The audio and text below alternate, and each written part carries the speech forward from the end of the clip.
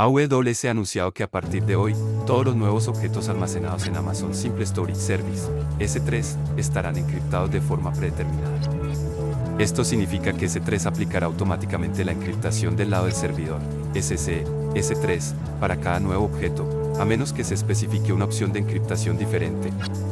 Este cambio se está realizando para poner en marcha otra práctica de seguridad automáticamente, sin impacto en el rendimiento y sin ninguna acción requerida por parte del usuario.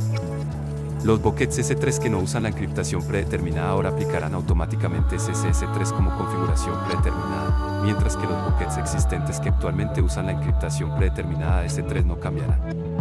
Los usuarios todavía pueden elegir encriptar sus objetos utilizando una de las tres opciones de encriptación proporcionadas: encriptación predeterminada de S3, SC, S3, la nueva predeterminada, claves de encriptación proporcionadas por el cliente, SCC, o claves de AWS KMS, SC, KMS. Además, los objetos también se pueden encriptar en el lado del cliente, utilizando bibliotecas cliente como el cliente de encriptación de S3 de Amazon. Este cambio se está haciendo para ayudar a las organizaciones que requieren que todos sus objetos permanezcan encriptados en reposo con SSS3 a cumplir sus requisitos de cumplimiento de encriptación sin necesidad de herramientas adicionales o cambios de configuración del cliente.